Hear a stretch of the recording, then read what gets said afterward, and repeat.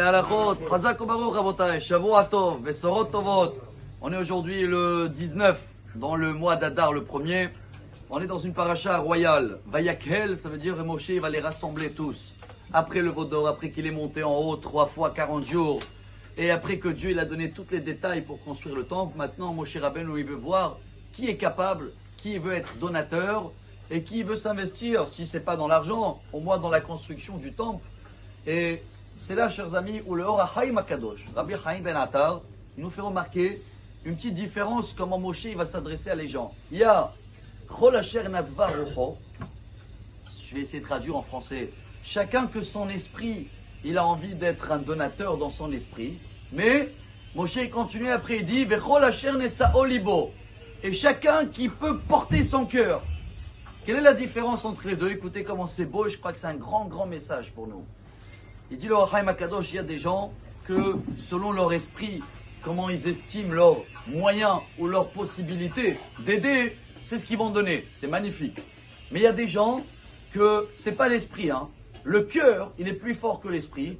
Et le cœur n'est sao. Ce qui veut dire même s'il est pauvre, tellement il a envie de donner que le cœur, il va le faire sentir riche. Et ces personnes-là, ils sont venus, il n'y avait pas d'architecte à l'époque, il n'y avait pas des écoles pour apprendre comment faire la couture ou quoi que ce soit.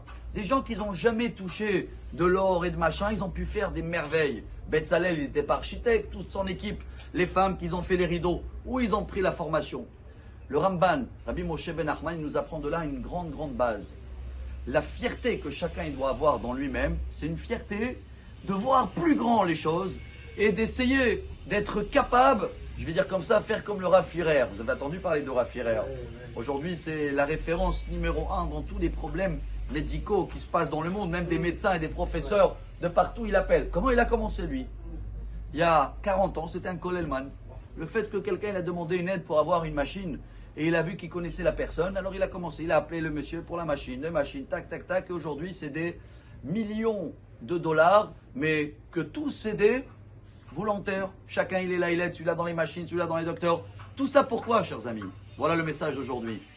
Le rabbin de Slabodka, Rabbi Nathan Tzvi Pinkel, toujours il disait, voir les choses en grand. Celui-là qui voit les choses en petit, il reste limité. C'est pas mal, mais il va donner toujours selon sa possibilité. Il va dire non, je suis pas capable d'aider dans une communauté parce que je sais pas bien étudier. Non, vois les choses grand. Lance-toi comme un pilote qui connaît pas, il se lance dans l'avion. Ça, c'est dur à comprendre, d'accord? Mais quand il y a personne, il y a plus de pilote, il a eu le pauvre une crise cardiaque, il faut atterrir l'avion. Qu'est-ce qu'on fait? On laisse couler l'avion? Ou il y en a des gens qui sont capables de voir plus grand et d'essayer? Et la Torah, elle nous garantit qu'ils vont réussir. Je termine avec une phrase royale, chers amis. C'était un rabbin, il s'appelait Rabbi Mordechai Gifter.